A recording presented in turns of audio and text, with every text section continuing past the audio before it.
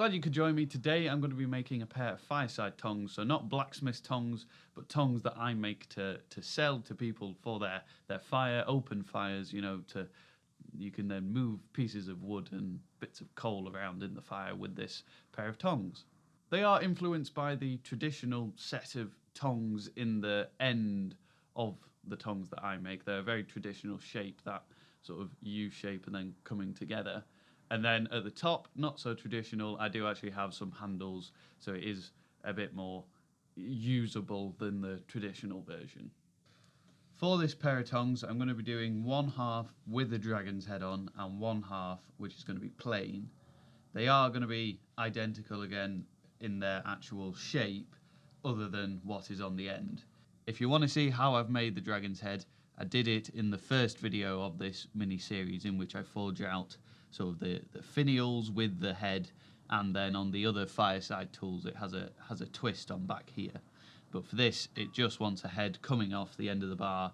This is then going to be coming around, and that'll be the handle, or one of the handles of the tongs. I'll leave the dragon's head for now, and I'll put this piece in the fire so I can heat it up and draw out a taper on the end. And this again gets bent around into a handle, and it's sort of a bit like a shepherd's crook.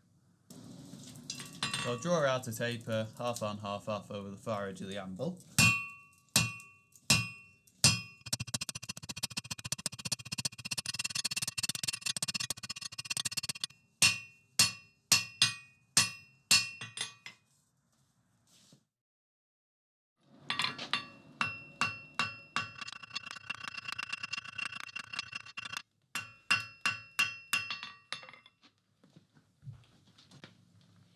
I'll put a small scroll on the end.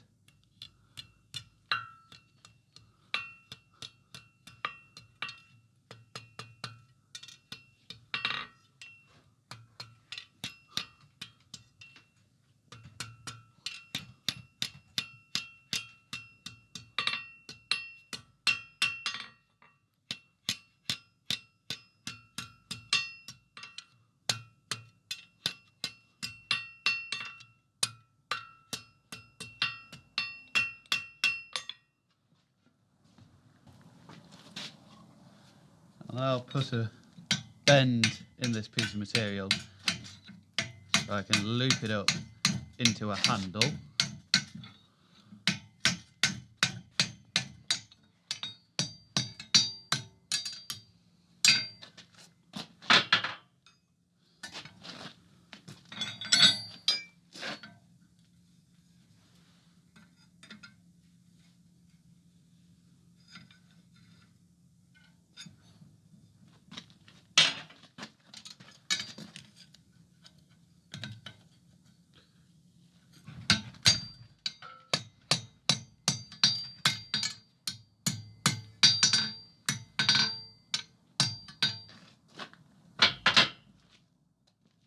I've clamped a piece of wood down to this anvil, and I'm going to use it to put a bend actually in the face of the dragon and just behind the dragon, so we get it coming out, so it resembles what we've done on the shepherd's crook handle as well, as that sort of flicks out at the end where it then scrolls up, so we can have the head flicking out rather than it just being straight.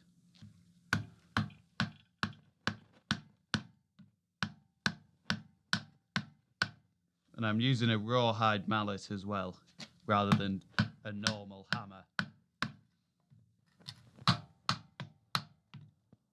That's probably enough of a bend. I'll heat it up back here and then bend this up again into that handle shape.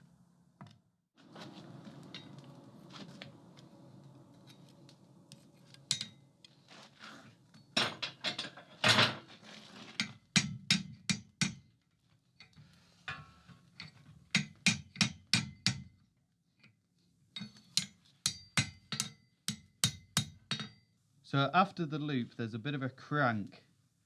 So it looks like, if that's the loop there, loop coming around, crank, crank. And that's sort of the pivot point. So it's effectively, you could call it in a way the boss of this pair of tongs. It's sort of where they're going to overlap and pivot. So I've got to put that into this piece. Get it in the forks.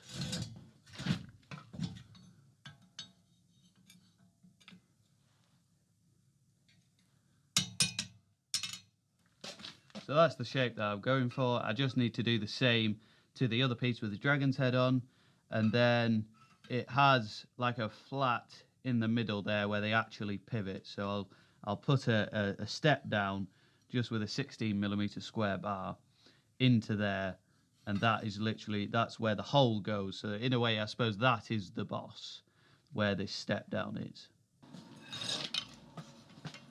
I'll try to get in the middle of this section of material.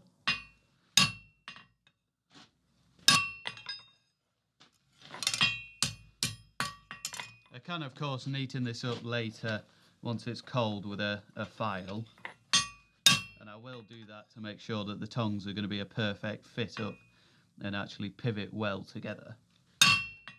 I'll do all of this same process to the other piece with the dragon's head on, and it's all exactly the same, making sure to get this set down on the same side so they are identical, and then when you flip them over they then become a pair.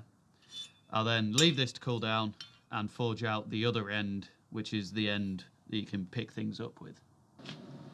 I've now flipped them around and I'll forge a flattened taper on the end.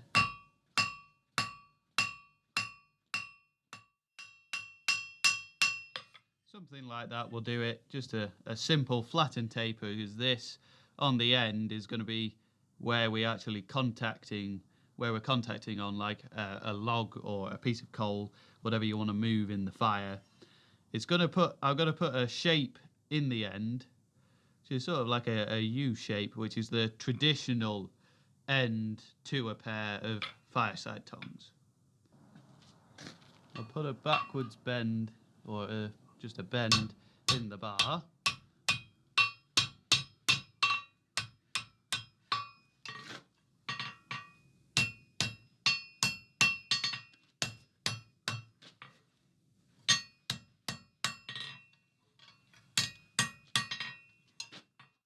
And I'll wrap it around.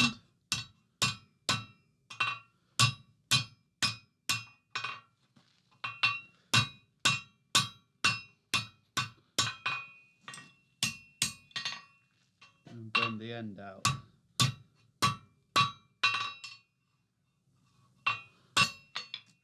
It needs a little bit of neatening up, but that's basically the shape that I do on the end of the tongs. So I've got to do the same to the other piece, and then we can focus on getting this area nice and flat and getting the two halves pivoting together nicely. So we can test the tongs to see how they're going to be running, and immediately I can see that I need to take material off of these corners, so that corner and that corner. So I'll come in with a grinder and just take those corners off on both of them, and then flatten the middle so we've got a good flat pivoting point.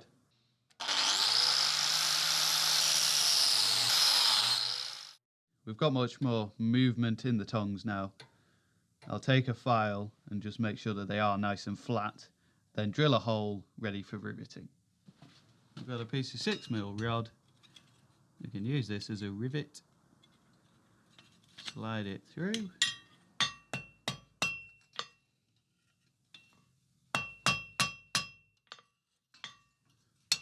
Try to get even heads on the rivet.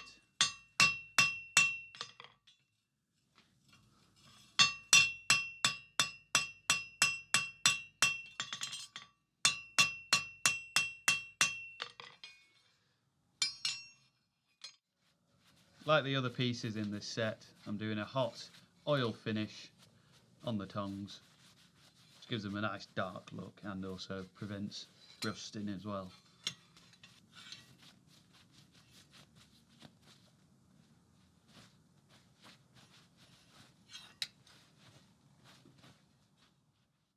So here we go, the finished pair of tongs. They're looking pretty cool, you know, they work. I find that these tongs, they are quite heavy, so using them in two hands is often better. They have a decent amount of openness or reach, whatever you want to call it. The rivet there is nice. The rivet area is, you know, it's different to on a set of tongs that I would use as a blacksmith, in that it's sort of one of these flowing boss areas, and then it has this set down in, which is where the rivet actually goes. But I think it works for what it is. And this, again, was a style. All of this Fireside set is heavily influenced by the Fireside sets I used to make with Bill Carter at Trap Forge. And this set of tongs, he actually used to do them on a jig. So he had a jig that had all sorts of different inserts that you put in to make all of these bends, and you know, you do a set in like half an hour or whatever, because you just bent it all up on a jig, and it was really, really quick and easy to do.